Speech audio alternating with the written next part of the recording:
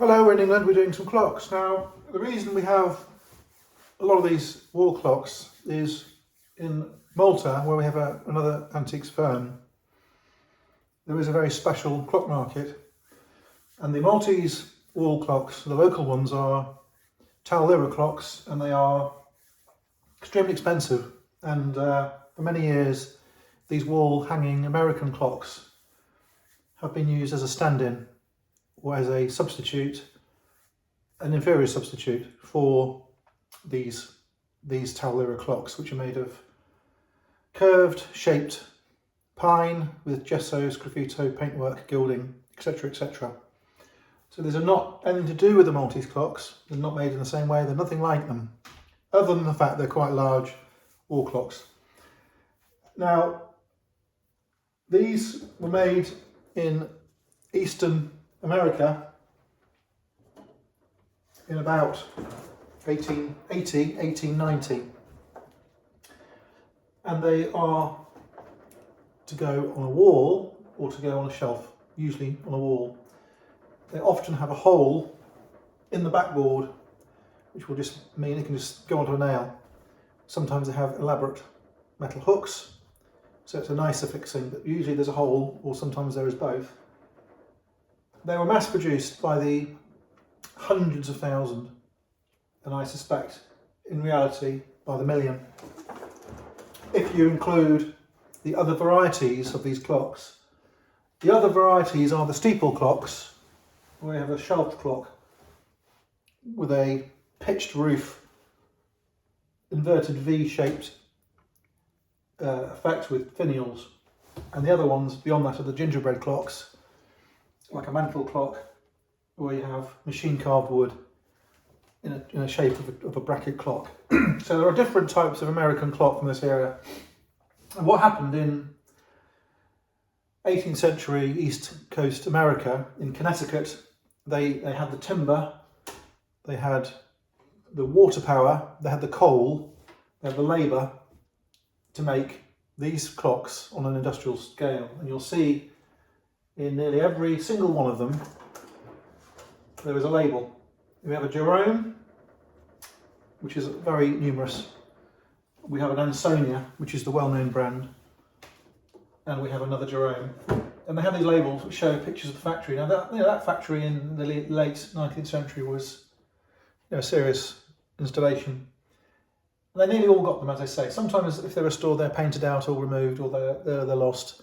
Even on the small ones, you'll find them. And there's a dozen factories which you see come up from time to time. The clocks are very basic clocks, to the point of being slightly inferior, but decoratively they're very, very pleasing thing.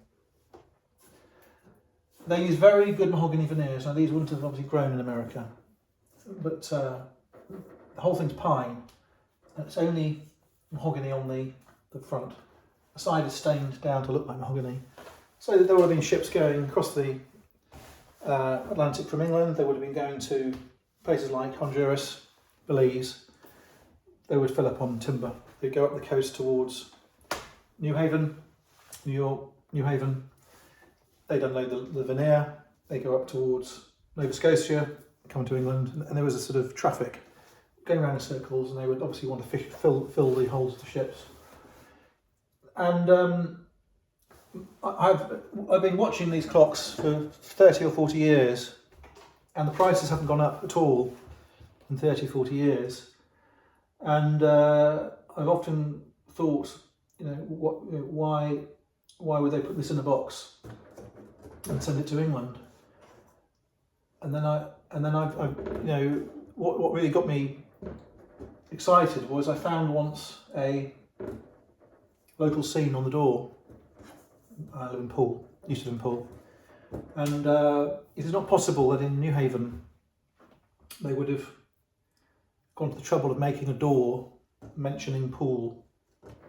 So you see in England lots of different doors with local scenes on. Now what I think happened, I'm guessing here, what I think happened is the manufacturer would pack the holds of ships with these items, and it was obviously very expensive to ship them. And I have a feeling they could have been sent in a kit form. I have a feeling that the front may well have been joined, but I don't think they would have sent that across the Atlantic with a void. I think it's possible they might have used that for the kit of a smaller clock, but I just don't think they would have sent that across like that. I just don't think they'd do it. And I think they would have sent it with no glass panel. And in England, what would happen is the kit would go to the retailer, and the local retailer would assemble it, glue the sides in, put their own local seam in, which would be back painted glass or glass with a transfer from the back. I suspect that's what happened. I don't know. No one really knows. And the same with the steeple clocks. There's a void in the steeple clock. I think they would have been sent in pieces. That's my feeling. Certainly, they are very easy to assemble in the way they're made. Sometimes they're made of paper. These ones are made of painted metal. I'm not going to go so far as to say it's enamelled metal. I think it's just painted metal. It might be enamelled, I suppose, but it's not luxuriantly enamelled like you find on an English one-case clock. Weights, pendulums, keys, striking mechanisms. I'm not a clock expert. There are so many of them that there are always spares around. Okay, so we've talked about these clocks, and they're nearly always the same size. Very curious. I have in the past had bigger ones, and here we have one with a trim on the top. I think that trim has been added by a local retailer in England. I don't think it would have come from America with that piece. It might have done. These are generic pictures, and I'm not alluding here to the ones I mentioned earlier where they have place names on. But again, I think that these could possibly be English made. Not sure. So they can go on a wall. The finish can be brought back. They can be restored. That's lost its two winding pins. Many of them are cannibalised. You can find them in perfect condition, working order. The cost of having them repaired is very high, and they're really more of a clock for enthusiasts. Are they a good investment? Well, they haven't been a good investment for the last 20 or 30 years. I think that they are very cheap. They are very numerous. They're not popular at the moment. They're not fashionable at the moment. I think for Malta, these are suitable. They might end up going to Malta. We have others in Malta as well, and you will always see them in the sale rooms of Malta, as I say, as a substitute for the local ones. I hope that's been interesting. We've talked about the steeple clocks, we've talked about these wall clocks, we've talked about the gingerbread clocks, the Ansonias, the Jeromes. We've talked about the industrial origin, where these are made by a river with a mill, with a steam engine, made in a factory. You can see the picture of the factories, serious factories in the 19th century. Exported all over the place, mainly to England. Don't see them in France so much.